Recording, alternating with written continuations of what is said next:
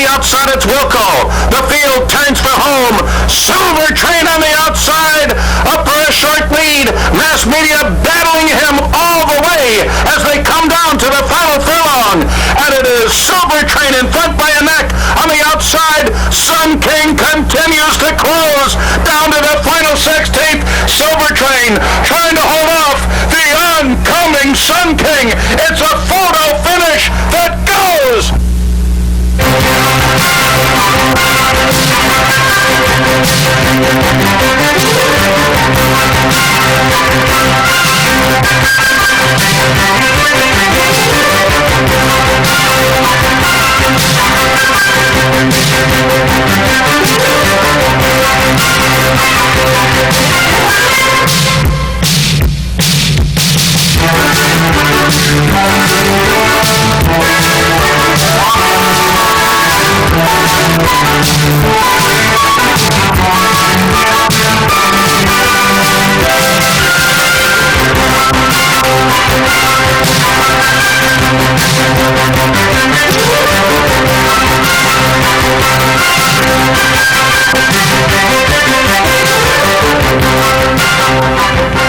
Good morning, everyone, and welcome to Down the Stretch. Along with my colleague Mike VIETCH, the racing columnist with the Saratogian, I'm Mark CUSANO, welcoming you to this morning's program as we kick off the month of June on a rather rainy day, at least it is here in Schenectady.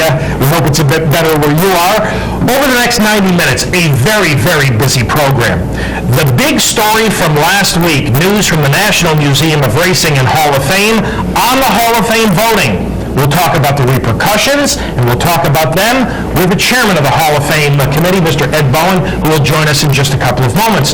We'll also talk to the two gentlemen who were inducted via the Historical Review Committee, Carl Hanford, who trained the great Kelso, as well as jockey Bill Bowen. They will both join us in just a few moments. Later on in the program, Mr. Rick DUTROW will join us. He saddled Silver Train to win last Monday's Met Mile. Over the course of the program, we'll update the progress of Barbaro, the progress of John Velasquez. We'll take a look at the probables for next Saturday's Belmont Stakes. Our stakes review will feature the Met here in the United States, as well as yesterday's Coronation Cup at Epsom. And at about 11:20, we'll break away from the show to talk to you and show you this morning's Epsom Derby. So all of that and much, much more if you stay with us on this slightly rainy June morning. Partner, good morning. Oh, good morning, Mark. How are you? Listen, I have lead weights on. I'm going to attempt to stay in my chair this morning. Since we're talking about matters of Hall of Fame, this should be a very fun show. But here's a Hall of Fame idea. Mark, a few minutes ago, mentioned J.R. Velasquez riding yesterday. I got to tell you, I was there for the spill in Keeneland. When it started, it was the career's over. It then went to 5 months or maybe Saratoga. He rode 5 weeks after the spill that we saw. So if there's a Hall of Fame for rapid recovery from serious injury, JR's in there by acclamation. Welcome back. Nice going. I'm thrilled that that's back in order. But the big story from the week past, it is the Hall of Fame voting, and to join us this morning to talk about the voting and the system is the chairman of the Hall of Fame committee, Mr. Ed Bowen. Ed, welcome back to Down the Stretch. Thank you very much. I'm very flattered to be here after hearing what else you're doing today. I think you should dispense with me and get on to more. Good morning, Ed. Well, I wish I could watch. Ed, we're not going to dispense with you because this is exceptionally important. Ed, first question. In your opinion, as the chair of the Hall of Fame committee, are there problems with the current system? Yes, I think that we need to make some adjustments, and we've started a process. Mike Kane of the Hall of Fame has polled all the voters, asking them several succinct questions to get input, which we can pass along to the executive committee of the museum, which has the ultimate decision-making on matters of policy, and I think we do need to tweak it. Ed, by the way, you'll be getting my 15 pages of response shortly. Specifically, Ed, what do you think some of the problems are?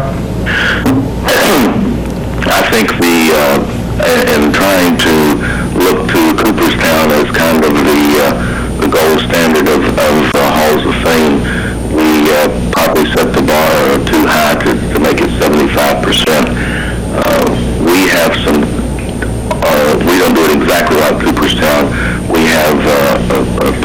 that only the highest total, if more than one got 75%, only the winner would go in.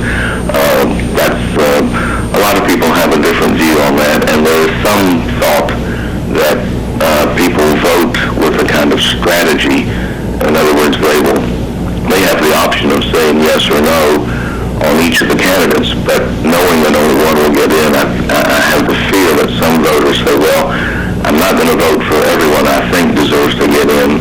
I'm just going to vote for my favorite and maybe help him or her along. So there's some thought that may be developing. But having said that, we want to respect the fact that the voters have voted, and we don't want to just have a knee-jerk reaction and state automatically that the result did not reflect the cumulative wisdom of the voters, and that's one of the reasons we're surveying them. It could turn out that the results say that a lot of people say, well, that's perfectly okay. We didn't have anyone because we didn't think that these individuals should go in. So, Well, from one voter's standpoint, Ed, and I'll address something you just said, certainly just because no individuals or no horses get in a certain category, in itself, that doesn't mean that the system is broken. But over the last 2 years, Ed, the contemporary filly and mare category has been exceptionally strong. Exceptionally strong. There were 5 fillies on the ballot in nomination a year ago. There were 3 this year. Most intelligent observers feel that at least 3 of those 5, and many people feel all 5, deserve to be in the Hall of Fame, yet over 2 years, none of them have even come close to getting in. How do you address something like that? well, you zeroed in on the one thing that gives me the most concern, because if our system didn't produce a winner in what you would call a weak category, as you say, I'd be fine with that. But when we have a strong category, which, as you say, the consensus would be these are strong horses, and the system doesn't produce a winner there, that is the one situation that makes me personally, and I'm speaking personally now, not on behalf of anyone else, but that's the one situation that makes me personally feel that we definitely need to look at making some changes. And I do feel very, very strongly that one of the problems with this system is allowing only up to 1 in each category to get in, because you are pitting individual versus individual rather than voting for each candidate on their individual merit. And a number of years ago, I asked the top-ranking museum official why the system only allowed up to 1 in each category to get in. And his response was, if we allowed more, we would be worried about the length of the induction ceremony.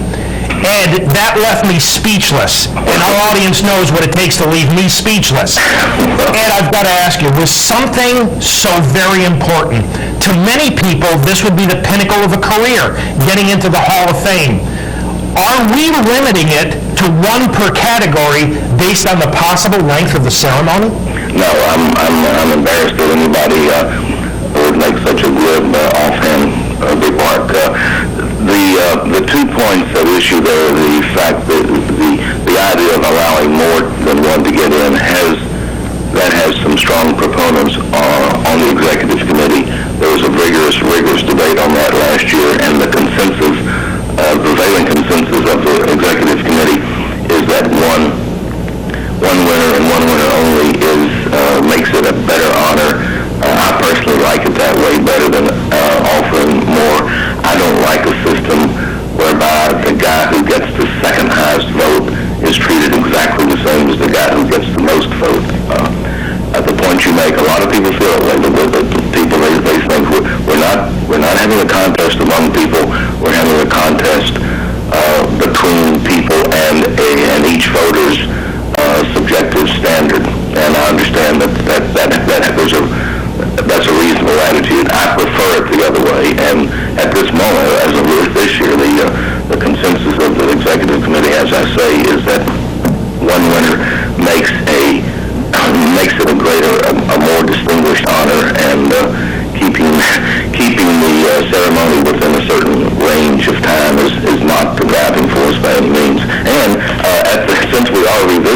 there may be people who voted one way on that score last year who will come back and say, gosh, getting two in is better than getting none in. So that the consensus might change, but that's up to them to decide.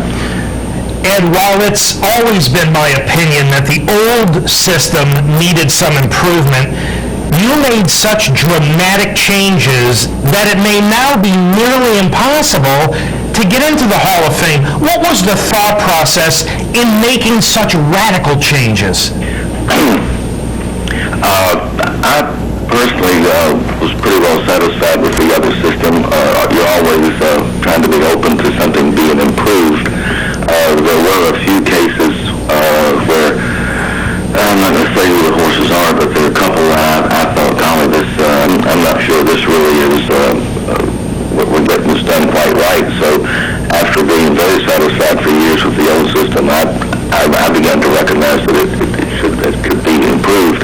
Then the Turf Riders Association surveyed their members and made a very reasoned presentation, came to see John Bonestati, who was then president of the museum, and made a very strong case for going to something more along the lines of the baseball, that the 75% being a guarantor that only really top-level deserving people would get in. And I think looking back, imitating the 75%, since we didn't do it exactly like they did, the 75% is probably too high, in my opinion. Baseball has there's certain things we can't very well imitate. With baseball, you have which I think is weird, that they put all those, you can make the case that the skill sets, the range of skill sets in baseball make it very impossible to, when you're voting for your last vote, to say, well, Derek Jeter's a better hitting infielder than Guerrera is a slugging outfielder. You're trying to compare unlike situations. That's why since we have categories where you're voting a Philly against the Philly or a Philly against the standard of what you think a Hall of Fame Philly should be, you have a different situation. So we couldn't very well just take the Cooperstown model and apply it across the board. And by imitating the 75%, I think looking back is probably something we're going to have to adjust. Ed, let's talk about the voting block for a moment here. I believe 175 ballots, which was 94% of all the ballots sent out, were returned, which is an exceptionally high percentage. But Ed, as I understand it, on 28 of those 175 ballots, a voter selected only one in each category. And that wasn't really the way this was meant to be voted upon. What are your thoughts on specifically those 28 voters? Do you think they simply misunderstood the voting process? I know at least a couple of them have told Mike Kane that they were sort of embarrassed to realize that they hadn't read the material and didn't understand that they could vote for more than one. That's a perplexing thing, and I'm hoping that in surveying those voters that we'll get enough input on that to have a feel. The other reason, of course, well, there's three reasons that someone would vote for just one on each of the categories. One is they didn't understand that they could vote for more than one. One is they were trying to do what they could to strengthen the cause of one candidate, irrespective of whether they thought other candidates deserved it. And the other choice would be that they just coincidentally looked at each of those categories and made the value judgment that only one merited the Hall of Fame. And I personally while I regret those, if the 28, if we didn't do a good enough job to make all those people understand, then I would regret that. But quite frankly, I feel pleased that if the concern is that people employ a strategy in their voting, the fact that only 28 did that is a little bit comforting in that it's enough to sway some results, but it's not a wholesale sort of nullification of the system. And we now have many more voters than we have had in past years. And that might be a little bit unusual considering the sport overall has less coverage now than we did 20 or 25 years ago. In your opinion, are all the voters qualified to be in the positions they are to have a ballot? Yes, we are very mindful of trying to make it as open a system and include as many people as makes sense. But you're right, in the back of our minds, we're very, very cautious about who we invite to include, and we provide. That's why we spend a lot of time developing, making sure that everyone gets a lot of information on each candidate. If you had the system and you had confidence that everybody voting was so on top of the game, you just say, okay, here are the names, and assume that they knew all they needed to know or had the research material to find out. But we provide a lot of information to make sure that even if somebody is, maybe he's only been covering the races for 5 years or something, we want to make sure that they've got enough information to add to their own frame of reference to make a good decision. But that is a subjective thing and a moving target. In 10 years, if things continue to go the way they are, fewer and fewer full-time racing journalists, we may see that voting number shrinking, the number of voters, I mean. And I believe that the trustees a couple of years ago agreed to try the current procedure for a 3-year period. What's next, Ed? Is it reasonable to think that prior to our voting in 2007, there will be some changes made? Absolutely. I would be stunned if we don't make some changes, because we want it to be a great honor, but we want it to exist. I think we need to. One thing that occurs that appeals to me is to tighten up the nominating procedure sufficiently that then decrease the 75%. And if we tighten up the if we made it tougher to be nominated, then I think we could decrease the percentage without materially lessening the honor. But a lot of that stuff is going to be talked about. We have a executive committee meeting next week. We'll talk about it there, but we won't try to make a snap decision. And we probably have 4 more regularly scheduled executive committee meetings before the first of the year. And I would be surprised if we don't have a tweaking of the system between now and the end of the year. Well, Ed, I want to thank you very much for having joined us this morning on Down the Stretch. We appreciate it. Both Michael and I feel this is a critical subject, and so do the people and the equines who have a chance to get in. And we think that system might need a little more than a tweak at this point, but Ed, we appreciate your time very, very much. Well, I appreciate being on the same program with Horatio Nelson. That's never happened to me before. I hope you all enjoy the Derby. Thank you, Ed. Thank you.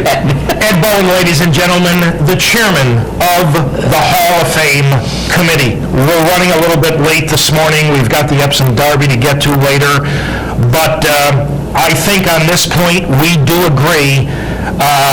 We may think to differing degrees, but I think this system needs a lot more than tweaking at this point. Well, we do agree on that. It needs a major overhaul. We'll continue to follow it and monitor it, and hopefully have the time to discuss it on air as well. So. And remember, I said earlier to Ed, just because a certain category doesn't get any inductees in a year doesn't necessarily mean that there's a problem with the system.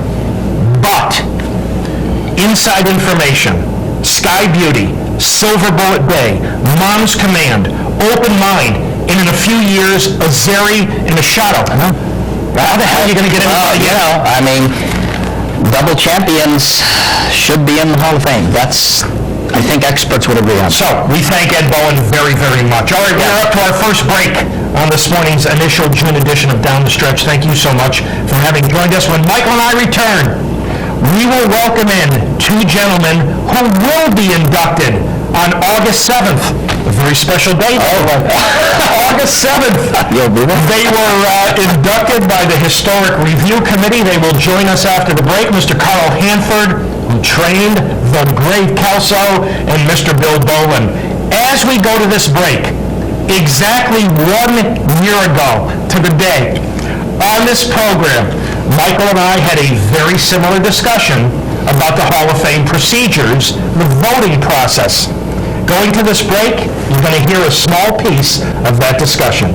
So enjoy that going to the break. Michael and I will be back with Carl Hanford and Bill Boland right after these messages.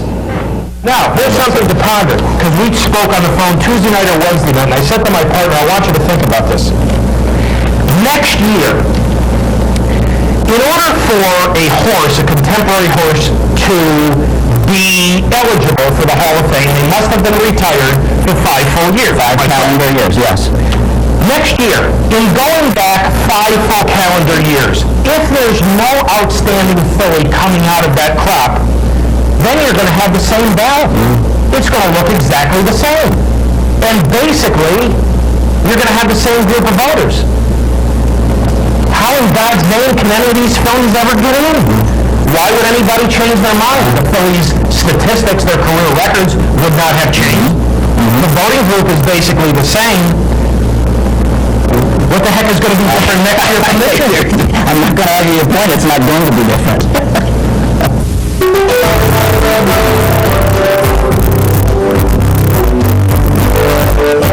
This is the OTB Television Network.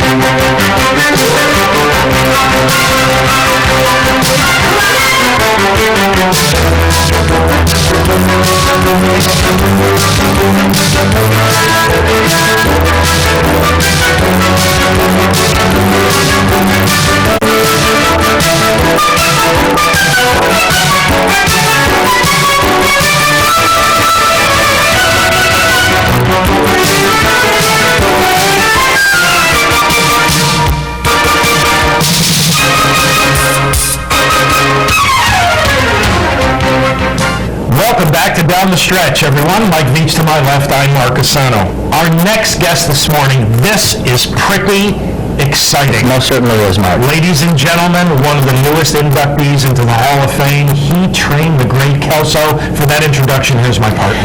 And it is really a pleasure to introduce Carl Hanford, who trained the one and only Kelso. I understand he's just gotten back from the track, which is the best place to be on any morning, Carl. It really is. But our congratulations from Down the Stretch on your selection and ultimate induction in a couple of months. Carl, welcome to our show. Well, thank you very much. Congratulations, Carl. It's truly an honor to have you on this morning, and I'm going to start by actually not asking you about Kelso, but rather, Carl, I'm going to ask you that over your career, you have seen a lot of changes, and one of the things that people talk about today is the lack of soundness or the fragility of the modern thoroughbred. You trained one of the iron horses. Carl, I'd like to begin by you commenting on, in your opinion, are we handling a more fragile animal today? Well, I don't know whether we are or not. I think we are, but I think it's good. I'm no scientist or anything like that, but I think that the horses have gotten bred and raised for the market only. They're looking, the the yearlings, the yearling sales now, to me, they look like 2-year-olds. And years ago, yearlings looked like yearlings. And I just don't think that the bone structure can keep up with the body. I think that they're not as tough as horses they used to be, and I think it's all because of the market. I agree with your observation. I think that's right on the mark, and a lot of your fellow horsemen would be saying that. Carl, one of the things that Kelso did in 1961, which both Mark and I appreciate a great deal from the perspective of history, was winning the New York Handicap Triple Crown, the old Handicap Triple. I'd like to ask you, in that time and when it happened, was that received and acclaimed as a great accomplishment? Oh yes, I don't think and no horse had did it since Tom Field. I don't remember how many years it was apart, but it was many years after Whisker and the second did it, and then Tom Field. It was a long time before Tom Field got there, and then another not that much distance before Kelso did it. Well, you're absolutely right, and there's only been 4 in history. Matt Miller had fit to fight for the other one, Carl. Yeah, right. Carl, one of our favorite races was Kelso winning the Washington, D.C. International in 1964. I think he was 7 years old. Please talk about that experience in that race, if you would. Well, Mrs. DuPont, I know that she wanted to win that race, and she was second in it 3 times. And of course, I thought he had a very good chance because I'm probably the only one that believes this, but I think he had a pretty good excuse in all 3 times he was second. He had some trouble in one of the races, and the other races I could give him an excuse, but they never did that to the press. So I think that race threw him more than any race. That is wonderful. Carl, as you look over Kelso's career, I'd like to ask you, what were some of the horses that you considered his toughest opponents? Well,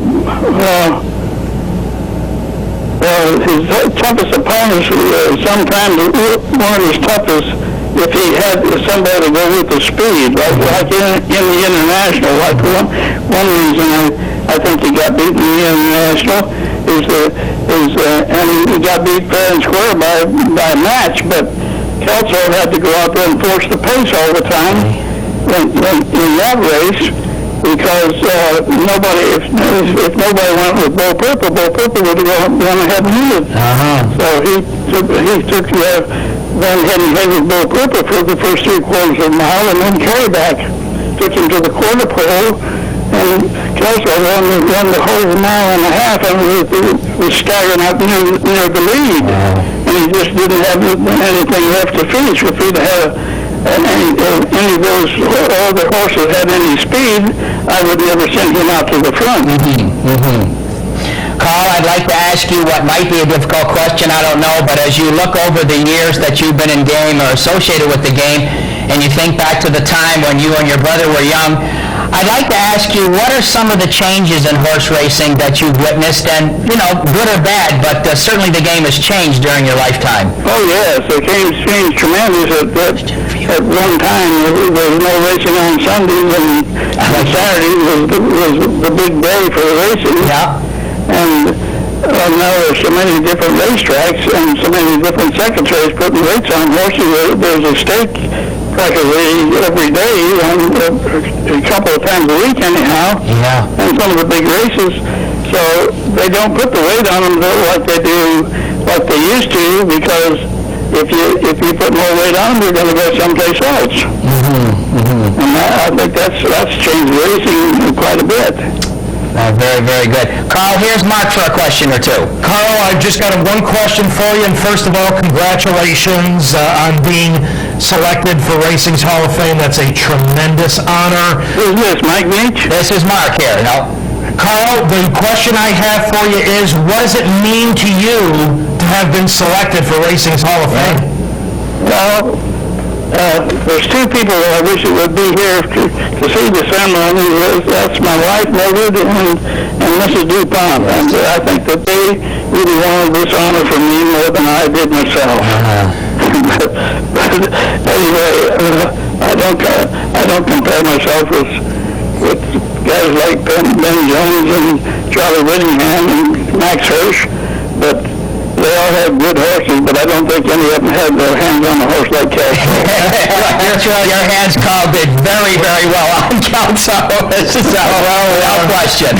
Carl, you've always been part of racing history, having trained one of the great horses of all time, and now you'll be forever in Racing's Hall of Fame, and congratulations on that wonderful honor, and thanks for having joined us this morning on Down the Stretch. Well, thank you very much. We'll see you in Saratoga, Carl. Carl Hanford.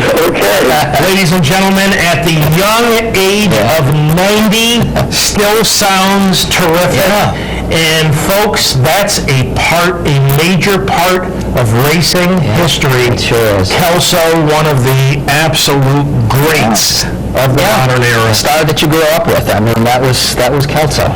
So Carl will be inducted into Racing's Hall of Fame on Monday, August 7th. And unfortunately, we had some trouble with the video of the Kelso segment. But Carl will be going in along with Cougar II, who was such a wonderful horse for Charlie Whittingham. Utterly deserving. And it was interesting because this is another part of the voting process, and I know this happened with you as well, but a number of years ago, they asked the voters prior to the actual vote if there's anyone you would recommend for a particular category, and I recommended Cougar II. He was a wonderful racehorse. And now, next up, the gentleman who will be inducted on August 7th as one of the all-time greats as a rider, and here's Michael to introduce him. And once again, congratulations are due to, in this case, one of the riding greats of our time, Bill Bolin, who will go in with Carl Hanford in a couple of months in Saratoga Springs. Bill, this is Michael VIETCH speaking on behalf of Down the Stretch along with Mark CUSANO. Welcome to our show. Hi, Mike. Thank you very much. Well, we're glad to be speaking with you again, and Bill, it was a wonderful career, and it's so deserving that you're going in, and it's good to speak with you again. I'd like to ask you, just an opening question.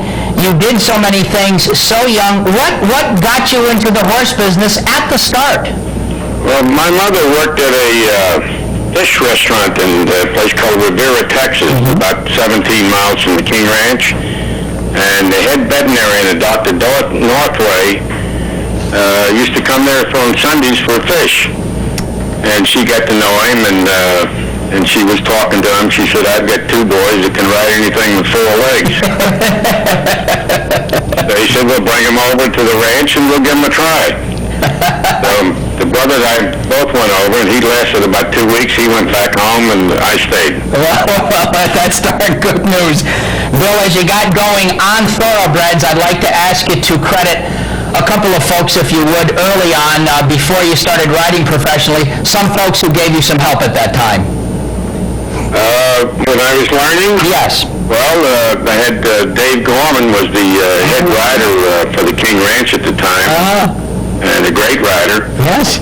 And he taught me how to switch sticks, and we had another ex-jock called Vincent Polk. He kind of taught me how to gallop horses, rough horses. Bill, you were 16 when you won two of the races at Churchill Downs that most of us agree are one of the both all-time greats in their field, the Derby and the Kentucky Oaks. And, I'd like to ask you, at 16, did you, I hate to say, did you appreciate what you'd accomplished at that time? Well, if I'd have done it 5 years later, I think I might have appreciated it more. Okay.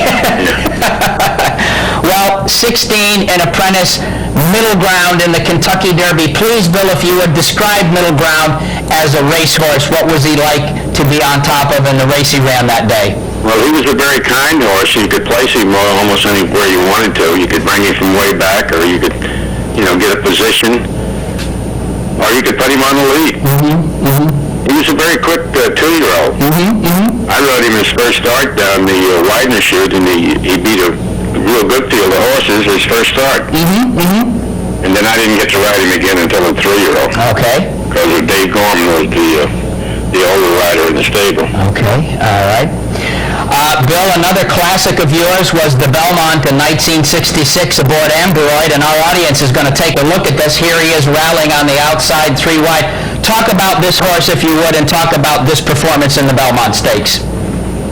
Well, Amberoid was a good horse. He was kind of a horse that just kept digging in and kept coming at you, you know. He wasn't, later on they shortened him up and put speed in him, and he went to the lead. I think in the Travers he was in front. But when I was riding him, they were training him to come from behind, so. But he was a good horse. He beat Kauai King. Yeah. It kept him winning the Triple Crown. Bill, as your career proceeded, I'd like to ask you to tell our audience, besides the 2 we've mentioned, a couple of horses, if you will, that are favorites as you remember them in the big races. Well, Bo Purple was one of my favorites. He would either win or finish last.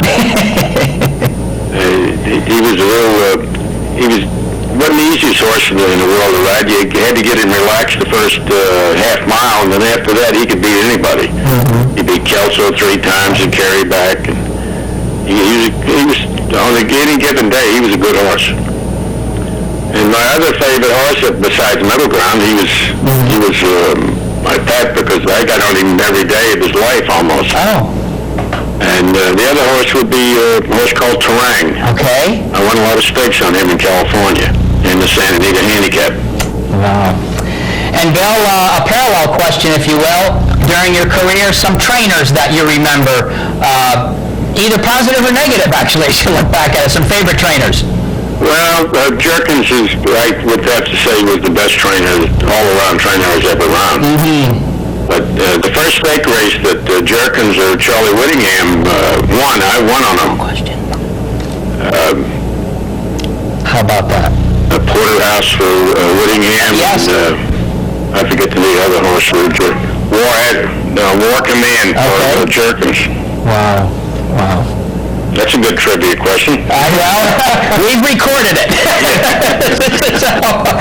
Well, Bill, once again, on behalf of Down the Stretch and our audience, all congratulations on this honor. We truly look forward to seeing you again in Saratoga Springs, and we appreciate your time this morning. No problem. My pleasure. Right, have a wonderful day, Bill. You too. Okay. Congratulations, Bill. What a great career. Some of those names. Oh. And isn't it interesting that he's going back decades, and he mentions Alan Jerkins as the best. And here we are in 2006, and there's a lot of people who would tell you the exact same thing. They do. Thanks to so much to Bill Bowen. Yes. Okay, we are up to our next break on this morning's edition of Down the Stretch. Thank you so much for having joined us. When Michael and I return, we've got a lot more to cover. The update on Barbaro, the update on John Velasquez. We'll look ahead to next Saturday's Belmont Stakes, and we'll have our stakes recap, both here in America as well as overseas. As we go to the break, a little piece, a feature on Cougar II. So we'll take a look at that going to the break, and Michael and I will be back with much, much more right after these messages. In 1973, Lafitte Finkai Jr. wore Cougar's red silks. The favorite, in carrying 126 pounds, Cougar faced 9 challengers, including Canada's Horse of the Year, Kennedy Road. In front, by off-length Corbin, coming back on again. In second, by a length Cougar. Here comes Cougar under a drive, challenging for the lead. It's Kennedy Road and Cougar. Kennedy Road and Cougar head nose to nose. As they come down the line of things, I believe Cougar will win it by a nose. Kennedy Road second, by 2 lengths in front of... Victory by a nose is as good as a mile, and Cougar won by inches. He also withstood an inquiry by the officials who ruled that a brush between Cougar and Kennedy Road had no effect on the outcome of the race.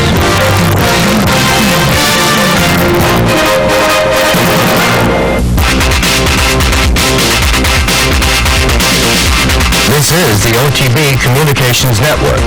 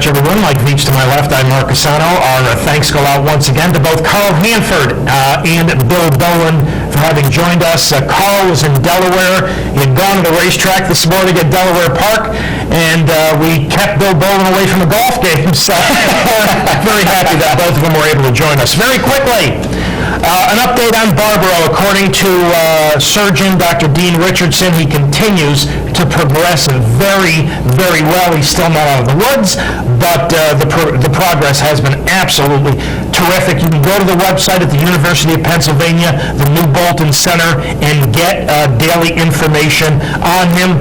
Last Tuesday, Barbaro was visited by a very special guest. Jockey Edgar Prado paid a visit, and Edgar talked about really how heartbroken he was personally about the circumstance in the Preakness.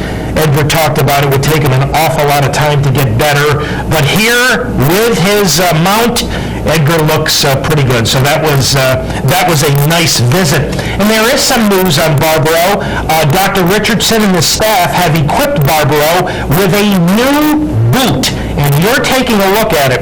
Now that's on his good left hind foot, and the boot is to help prevent laminitis because of having to bear additional weight on that left hind foot. So they've equipped him with that new boot. Now, something interesting last week, Mr. Lou Raffetto, who is the president and the CEO of the Maryland Jockey Club, said he had taken a look at the video of the start of the Preakness, the first 200 yards of the Preakness, and he watched it frame by frame. And Mr. Raffetto said, and I'm quoting here, that he was 80% certain that the injury to Barbaro was caused by Brother Derek stepping on Barbaro's right hind foot or ankle.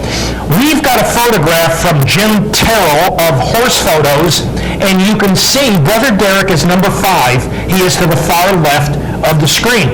You can see Alex Solis having to snatch him up. What I don't see in this particular frame, and let's face it, this is a split second, a moment in history. I mean, it could have happened at another time, but as you take a look at this, you don't see that happening to Barbaro. But, Mr. Raffetto took a long look at this. He sent video to Michael Matz and to others. And that's kind of an update on what has happened to Barbaro over the last week. How about an update on jockey John Velasquez? As my partner talked about earlier in the show, we were all very concerned that first he was going to come back to be able to ride at all. Then secondly, would he be able to make it back for Saratoga? Well, John Velasquez not only made it back, he made it back yesterday at Belmont Park. In the 4th race, here he is aboard Mr. Sam I Am, and partner winning for who else? The top Fletcher. It's astonishing. That's what the word means, Mark. Absolutely. Again, only coincidentally, I was there the day that the spill happened at the end of the race in Keeneland. In fact, this is going to be it, on a Fletcher horse, as a matter of fact. And, the feeling in the crowd was, let's make sure he's alive. Is the career definitely over? And here we are. This that you're watching is April 20th. Well, actually, that's yesterday. Oh, I apologize. Okay. The injury is April 20th, and it's June 3rd after this catastrophic event. It's incredible. And he comes back and wins. Our youth is truly wonderful. Yes, it is. If I can remember that far back, yes, it is. The only concern I have is he rushing? I don't know. That's something, but it's great to see him back. Wow. And John Velasquez will be riding in next Saturday's Belmont Stakes. Let's take a look at the probables for the 138th Belmont Stakes in alphabetical order. John will be reunited with Bluegrass Cat, second in the Kentucky Derby under a fine ride by Ramon Dominguez. We've got Bob and John, the Wood Memorial winner. We've got Deputy Glitters, and look who will be riding Deputy Glitters. Yeah. Nothing against Jose Lascano. He's a fine rider, does a terrific job at Tampa Bay, but when you've got a chance to get Edgar Prado, why not take advantage of it? Hemingway's Key will be back off his, I'm still trying to figure out how he ran third in the Preakness, Nick. High Finance, Rick Violet's got him for West Point. he is owned in part by the folks from Saratoga, Neil and Carol Nielsen.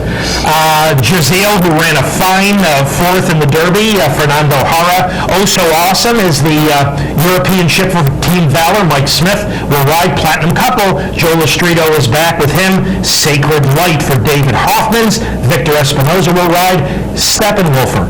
Now, I checked this in 3 different places. Okay. Did you see the workout for Steppenwolfer? Yes, I did. This is a one-run deep closer. So you would expect that in his workouts, they wouldn't be terribly fast, and they would be slow early and fast late. Steppenwolfer worked 3/4 of a mile on the Belmont training track, which had to be lightning fast, but Steppenwolfer went 3/4 in 1:10 and change. That is a monstrous Woody Stevens-type workout. It's a monstrous thing, and I don't know what to say about it, but I'll only make this comment about it, is that this seems to be a classic situation of a good 3-year-old just thriving as he gets older. I don't read any more into that, because I almost wouldn't want Steppenwolfer to work that fast with the, but it may come up to be in his favor if he's a little closer to the pace going 1.5 miles, because we think he can get the 1.5 miles. And Sun River, the Peter Pan winner for Rafael Bejarano, at least in alphabetical order. We've got Todd Pletcher bookends with Bluegrass Cat on top and Sun River. So a look at the probables for next Saturday's Test of the Champion. Before we get to our stakes recap, some sad news this morning. 1997's champion 2-year-old filly has died. Countess Diana, and you are watching her dominate the 97 Breeders' Cup Juvenile fillies. In fact, if I'm not mistaken, this margin of victory may still be like the 3rd largest margin of victory in Breeders' Cup history. She was euthanized last weekend in Kentucky, unsuccessful surgery. What I remember most about her, in addition to the Breeders' Cup, were her races at Saratoga, in the Spinaway and the Schuylerville, and us interviewing Pat Byrne. What I remember that incident too, and I remember along with that, that was a fabled summer for Pat Byrne with the good 2-year-old that year. That 2-year-old became Horse of the Year, did he not? Favorite trick. That favorite trick that year. So Patrick swept everything by the boards that fabled summer, and what's odd is Countess Diana in another year might have been considered for that type of a title, because she was that great as well. So we do miss her. I believe 1997 was the year that Pat Byrne had both 2-year-old champions, Countess Diana and Favorite Trick, and he had Favorite Trick win Horse of the Year, and he didn't win an Eclipse Award. Good point. I think he won 5 of the 6 2-year-old stakes at Saratoga. Didn't win an Eclipse Award that year. All right, let's get to a stakes recap, and we'll begin with a big race here in America, here in New York, the prestigious and historic Metropolitan Handicap. Number 4, Silver Train, the winner of the 2005 Breeders' Cup Sprint, and number 3, Bandini. 2 for 2 this year, but front bandages again, both of them the 2-to-1 co-favorites. Number 7, Sir Grilly, was the 3rd choice at 3-to-1, and number 1, Mass Media, and number 2, Sun King, my old friend, both at 6-to-1. Not surprisingly, from the rail, Mass Media was sent, and he set the pace. Silver Train would be stalking second on the outside. They would go 22-3 and 40-4-4. And Silver Train, very disappointing in 2 starts this season, would open the lead in upper stretch. Then he would hold off a late run from Sun King to prevail by a head. Mass Media would hold on for 3rd. Many, many times in this sport, folks, the term horses for courses is overused. I'm sorry, it's strictly overused. That is not the case with Silver Train. Silver Train with a net mile victory is now 4 for 6 at Belmont Park and 1 for 8 elsewhere. Partner, the Met did live up to its billing as a wide-open affair, but welcome back to Belmont, Silver Train. And 2 for 2 at a mile at Belmont Park, this guy too, and it is a really wonderful performance. And 2 things coming out of the race, they are both interesting and a bit concerning for Saratoga fans. DUTROW said after the race that no way will we see him at Saratoga, and certainly can understand that, I guess, but we'd like to see him. And the other thing coming out is that he may try the Suburban at 1.25 miles, and that is going to, for me, make that race very, very interesting, because I frankly do think, even as good as he is, there's a distance limitation. This is a race that people say makes stallions. Well, it made him. He signed on to go to the Vinery or the Vinery Stud, however they pronounce it. At the conclusion of his racing career, he's going to be well received off of this alone, along with the Breeders' Cup Sprint victory. Those are very good credentials. A little bit on the speedy side, as Carl Hanford might have said a half an hour ago. And one final thing, for those of you who follow New York breeding, mom and grandmother were New York bred mares. Here he is, opening the lead and holding off Sun King, who was coming off that brilliant effort in the Commonwealth Breeders' Cup, where he came from, they ran it at Keeneland and Lexington. He came from Louisville. He was so far back to win that, and horses just don't normally come from that far back over that very quirky, speed-crazy Keeneland strip, and Sun King ran back to that race. Here he is under Rafael Bejarano, just missing, but Edgar Prado and Silver Train coming off a dismal 7th in the Richter scale at Gulfstream. He was dreadful that day, and coming off a somewhat mediocre 2nd at Aqueduct. Again, he simply loves Belmont Park. In a few minutes, we will have Rick DUTROW to join us, and I will ask him about the Saratoga situation and about the upcoming Suburban. Now, the big race across the pond was yesterday at Epsom. It was the Group 1 Coronation Cup at 1.5 miles, and it featured Scirocco, the winner of last year's Breeders' Cup Turf. He was the odds-on favorite. My Girlfriend, Ouija Board, 2nd in last year's Breeders' Cup Filly and Mare Turf. She was the 2nd choice.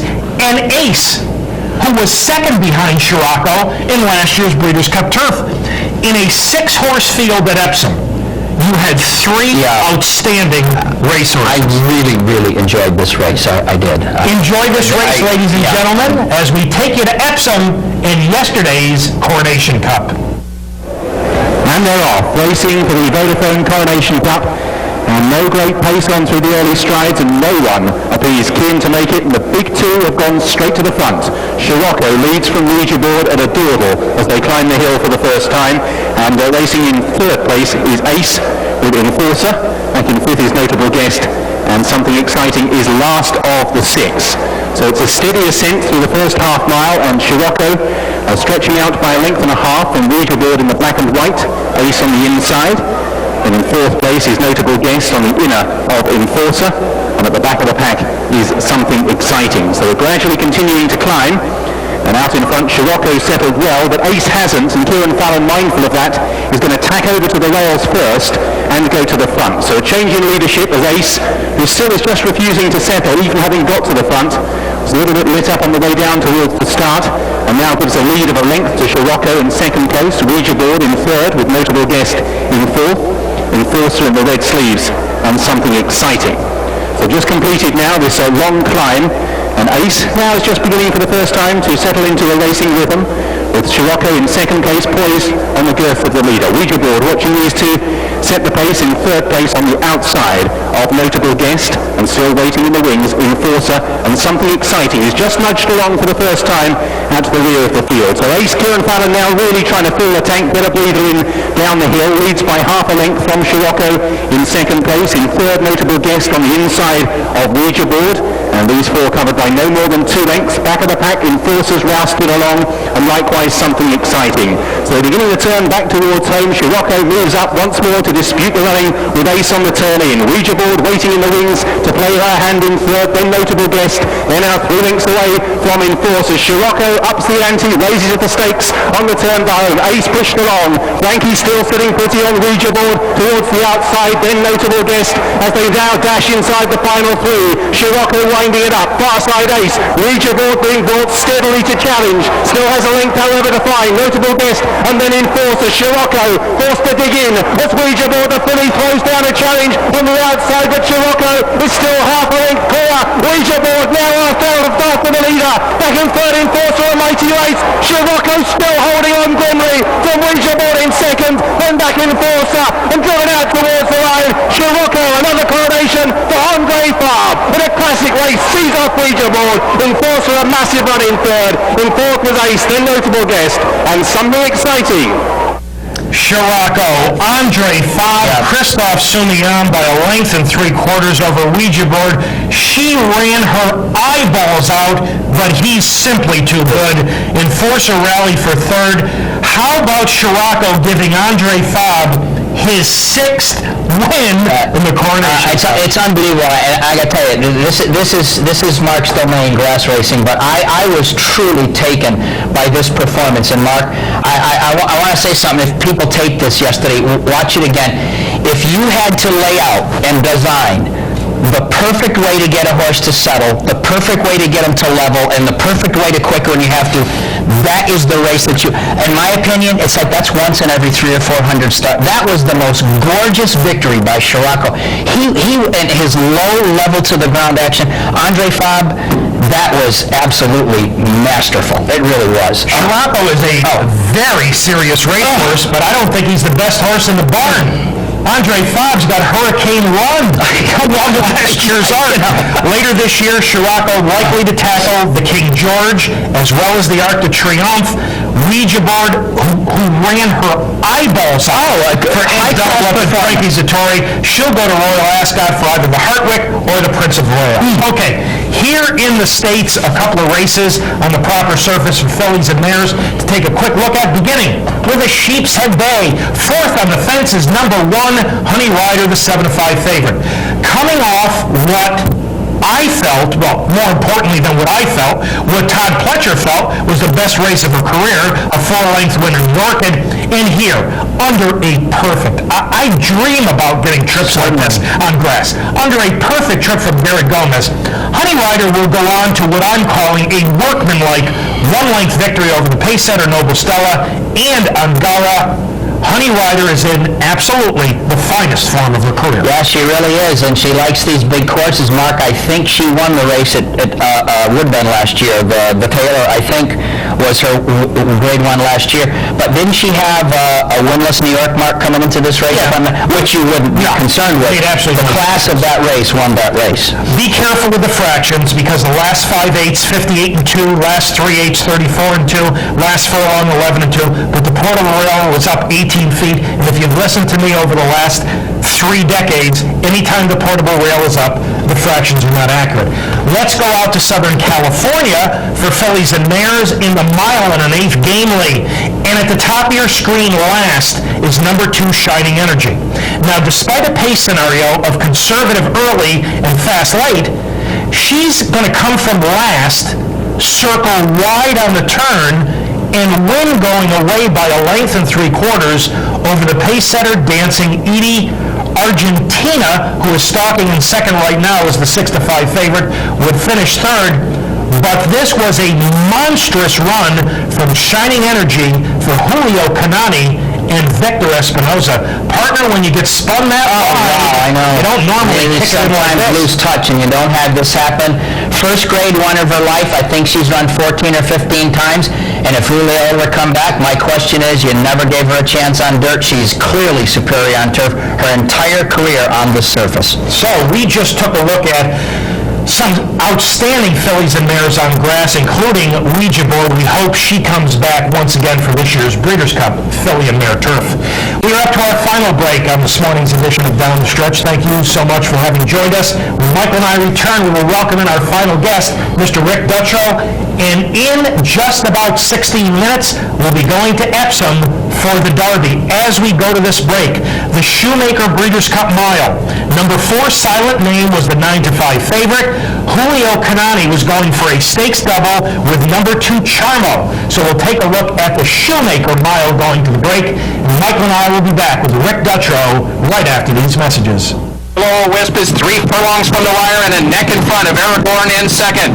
No excuses for Silent Name. He's in striking position, gonna run up 3 wide. Charmo stays at the rail 2 from the front. Milked Mick has 3.5 to come. Diamond Green's at the back of the pack, and Aragorn has taken over the lead. It's Aragorn now off the top of the turn, and he's strong. Aragorn leads by 2 lengths. Now Silent Name has to go after him in second. Charmo's to the inside in third. Aragorn reaches for the final 100 yards. Aragorn and Corey Nakatani now 2 in front. Charmo and Silent Name chasing home. It is Aragorn in front. The 63rd Shoemaker Breeders' Cup Mile goes to Aragorn. He beat Charmo. Silent Name third. Will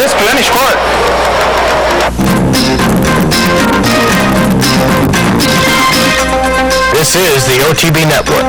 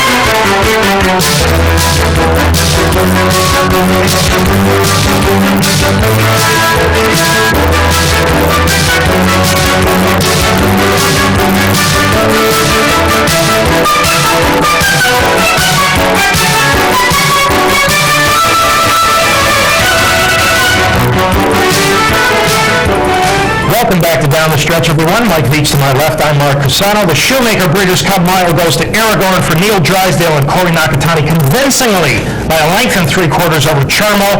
Both the first and second finishers were coming out of the San Francisco Breeders' Cup Mile up north at Golden Gate.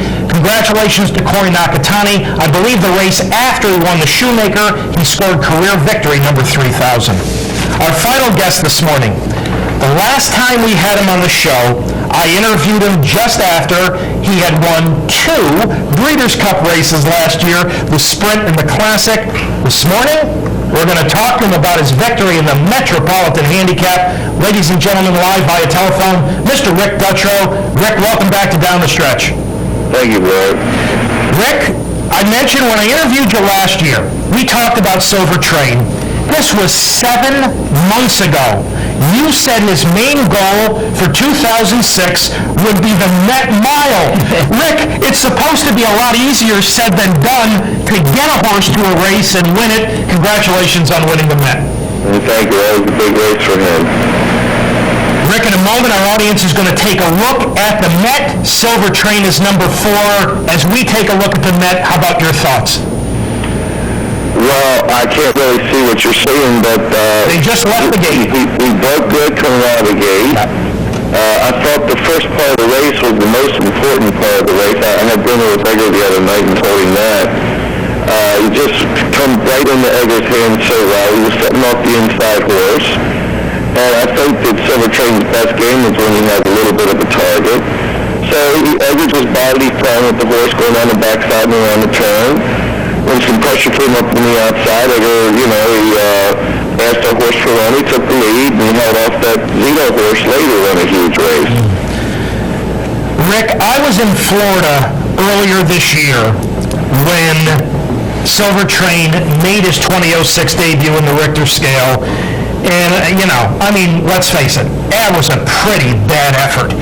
Then he comes back and runs an okay second at Aqueduct. Rick, he's 4 for 6 at Belmont and 1 for 8 everywhere else. What is it about Belmont Park which Silver Train loves so much?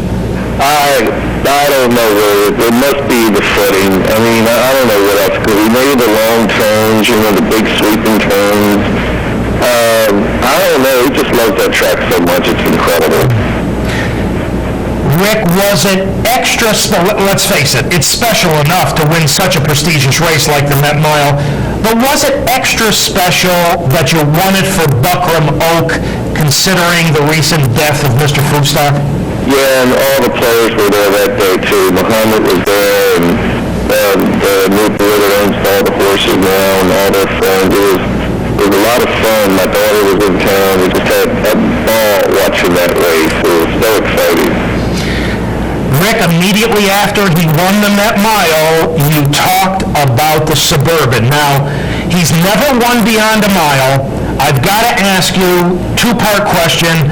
Are you going to the Suburban or going to try it simply because it's at Belmont Park? And do you really think you can get a mile and a quarter? Well, I don't really think that he can, but I've been wrong every day after this. The only way we would ever try him in something like that, it would be at Belmont Park because of his likeness for the track. But, you know, we got the time full. That race is a couple weeks after the Suburban, so, you know, we look at the Suburban first, but it looks like we're probably running the time full. But the Suburban's an option, and it's a possibility at this point. Rick, Saratoga is not that far away. Will you bring him to the Spa? I don't want to because I just know that he loves Belmont so much, and if he runs up there, it's going to have to be in a big race, and there's going to be other horses that are going to be able to beat him on a track that he just doesn't like as much as he does at Belmont. So, you know, it'd probably be best to freshen him up, have him ready for the Vosburg or something like that, you know? Rick, are you planning on Silver Train defending his Breeders' Cup Sprint title this year since it's at Churchill Downs?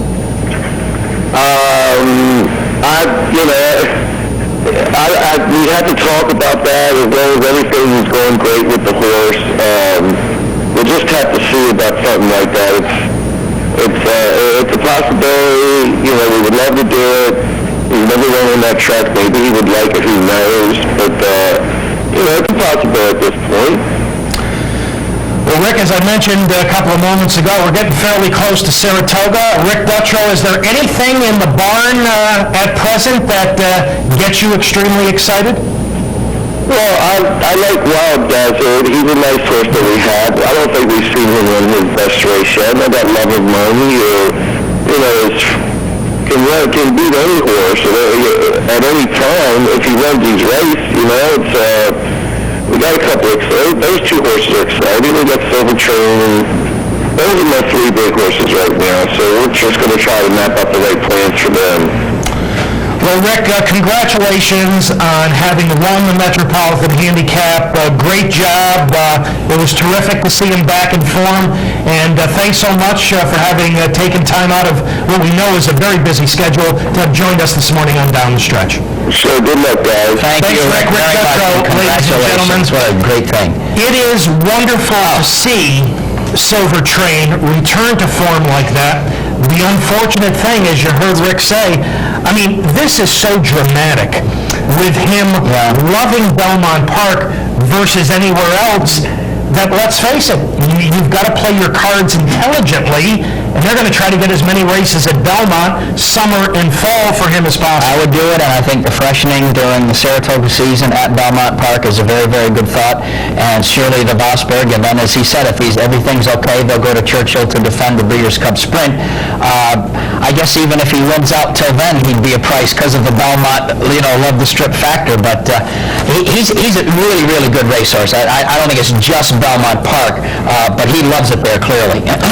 Let us take a live look at Epsom. The Epsom Derby is in 6 minutes. About 6 minutes. You'll have to excuse me, folks, because I have my reading glasses on. And in an 18-horse field, right now the favorite is number 18, Vizindar from Andre Fabre with Christophe Soumillon. He is 3 for 3 in his career. He's never gone a mile and a half, but they haven't really come close to him.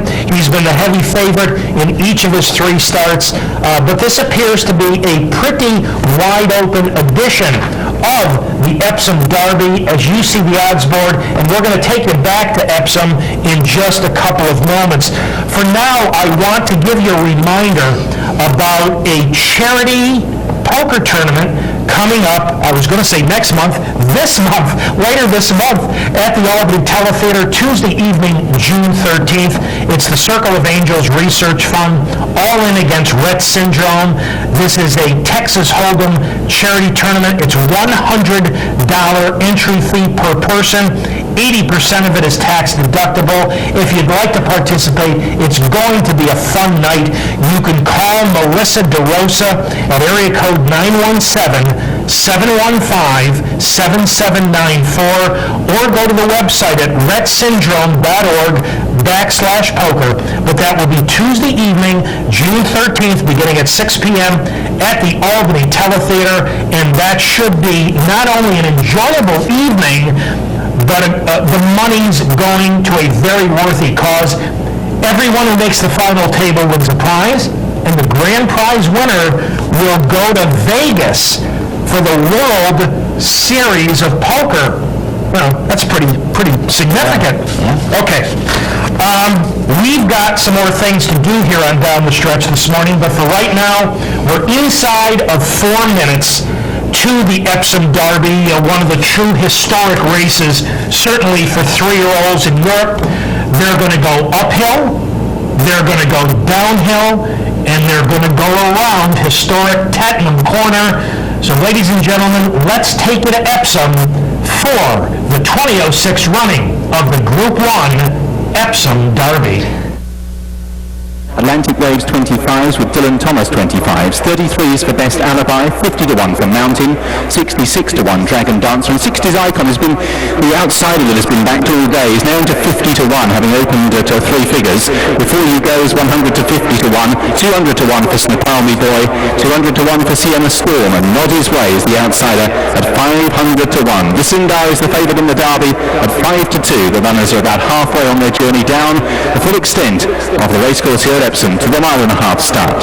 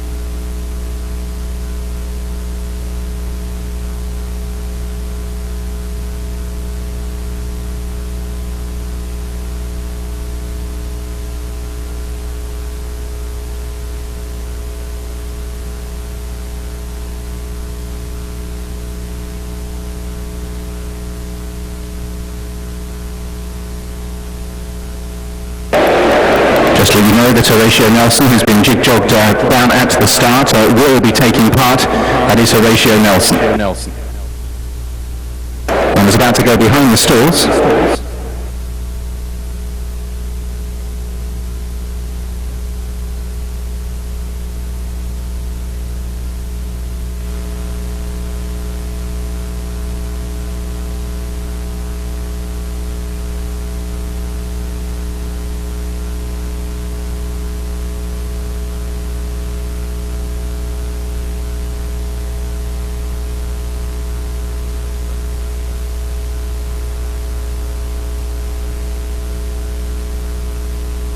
Then it's going behind the stalls.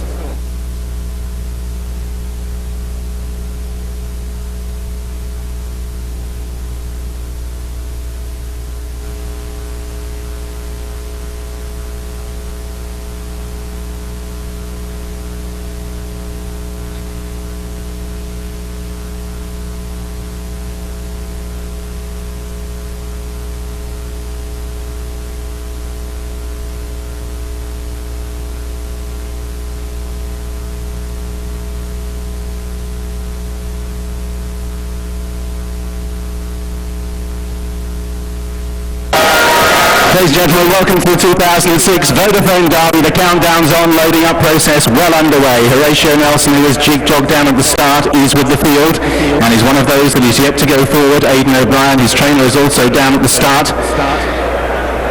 Best Alibi is one of the last few to go in. We're also waiting for Snoqualmie Boy to go forward. Sir Percy, who got a little bit warm down at the start, and also Dylan Thomas yet to go in. Sir Percy moving forward to one of the outside stalls. The outsider Nobby's Way goes into his stall, stall 12, followed in by Harrabeck, and then Dylan Thomas, and we're down to the last 7. Linda's Lad, Frankie Dettori looking of course for this elusive derby, his 14th attempt. Down to the last 4 or 5 with 60's Icon, another one that is yet to go in company as well with Snoqualmie Boy. Snoqualmie Boy for John Egan and David Ellsworth. Sir Percy. Martin Dwyer after that. A slight scare last night at Bath, fit to take the ride. Runner-up of course in the Guineas when having Horatio Nelson behind. And Papal Bull, Robert Winston's first ride in the race for Sir Michael Stout. Sir Michael has won this on no less than 4 occasions. And we're down to the last 3 for the Vodafone Derby. Blindfold going on for Snoqualmie Boy, the reason for the slight delay. Snoqualmie Boy will be going into stall number 2. Sir Percy will be one of the last to load.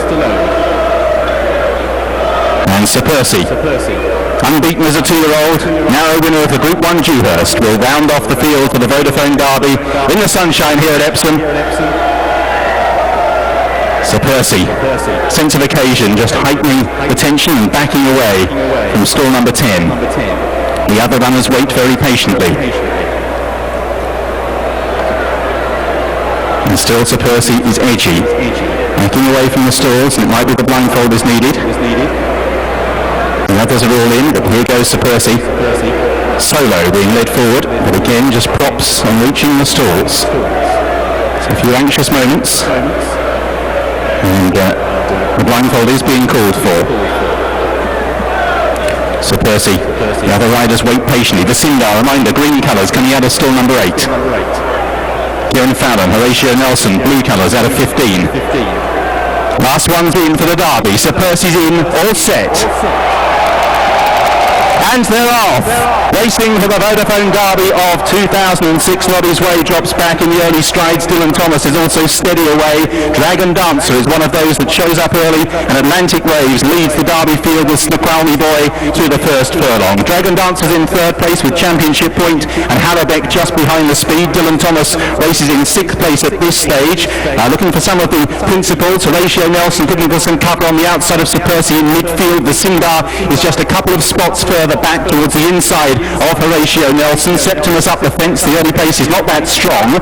Linda's Lad has about 2 or 3 behind. There are Papal Bull. Mountain is also towards the tail of the field. And Papal Bull was just shaken along for a few strides, dropped the bridle, and not his way is towards the rear of the field. So out in front, Dylan Thomas has crossed right over to lead the Derby field. They're not going that fast as they continue to climb the hill. In second is Atlantic Waves with Dragon Dancer, Championship Point, and Snoqualmie Boy. Hallebeck, the yellow colours, racing on the outside of Sienna Storm. Horatio Nelson has got good cover into midfield within 5 lengths of the lead from Linda's Lad, who's being tracked by stable companion the Sindar, who's going to make the turn at the top of the hill in about 9th or 10th place. Not his way, he's actually got 6 or 7 behind him at this stage, with 60's Icon still towards the back. Septimus, Papal Bull, and Before You Go are also towards the rear of the field in company with Best Alibi and 60's Icon as the leader Dylan Thomas leads the turn downhill. It's Dylan Thomas by a length in the Derby from Dragon Dancer in second place. Atlantic Waves is third. Horatio Nelson poised on the outside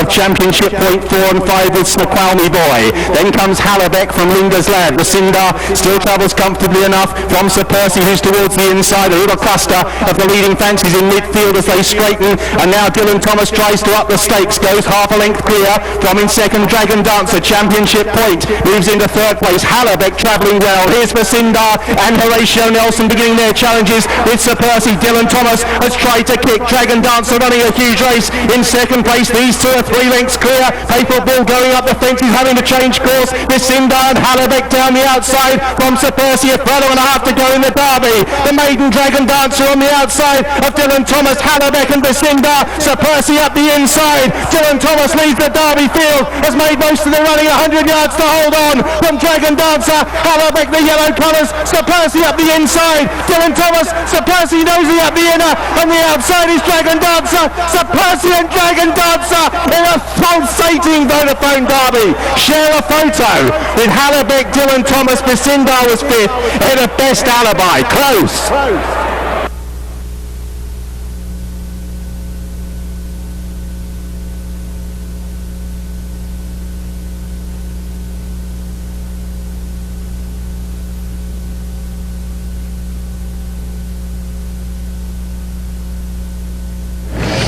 What a finish in the Epsom Derby. Sir Percy making a late run. Dragon Dancer, who is a maiden.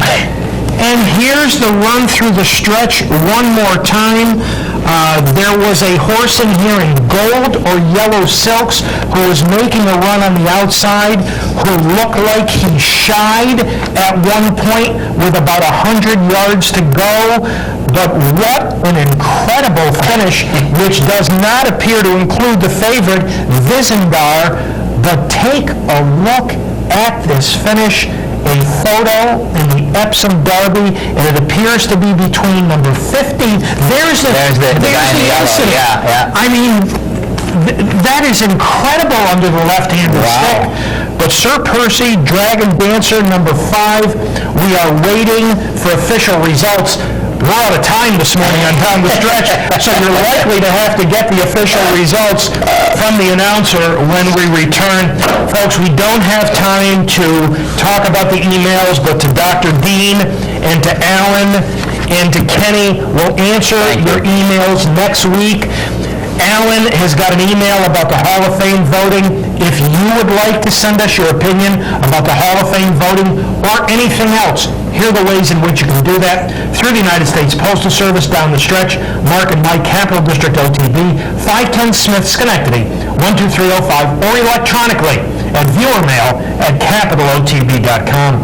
Time to thank all the folks who helped with this week's show on the air. Pete Persico directed, Dan Hayes and Pat Beretta, our associate producer Julie Hoxie, and special thanks to this morning's 4 guests, Mr. Ed Bowen, Mr. Carl Hanford, Mr. Bill Bolden, and Mr. Rick Dutrow. Next week, the 138th Belmont Stakes. Partner, have an I'll see you for my favorite Triple Crown race next week. It is. So, ladies and gentlemen, as always, thank you so much for having joined us this morning on Down the Stretch. We appreciate it very much.